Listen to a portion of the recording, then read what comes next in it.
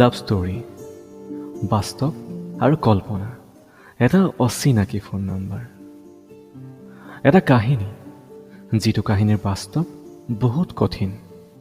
স্কুলীয়া জীৱনৰ এক বাস্তৱ আৰু কাল্পনিক পৃথিৱীৰ প্ৰেমৰ আৰম্ভণি।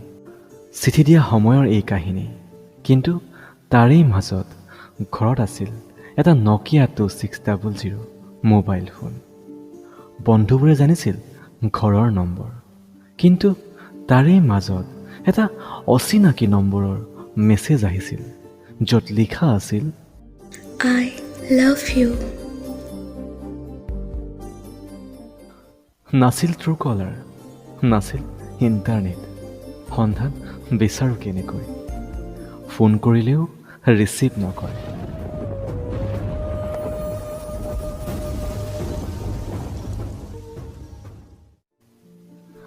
বহুদিনৰ মূৰত ফোনটো ধৰিলে কোনোবা অচিনাকি এজন ব্যক্তিয়ে, কিন্তু মোৰ কোনোবা এজনী বান্ধৱীৰ চিনাকি।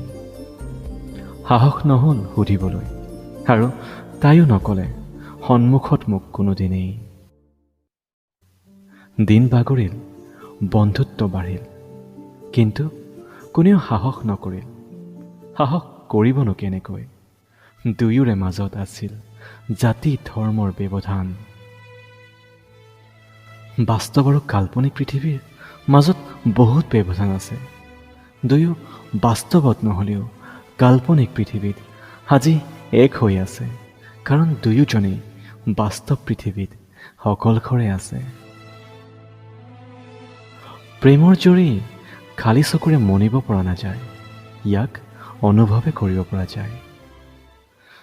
যদি কোনোবাই তোমাক সঁচা অন্তৰে ভাল পায় আৰু তেওঁ তোমাক ব্যক্ত নকৰিলেও তুমি অনুভৱ কৰিব পাৰিবা তেওঁৰ মৰম ভালপোৱা কিমান যে আছে তোমাৰ বাবে।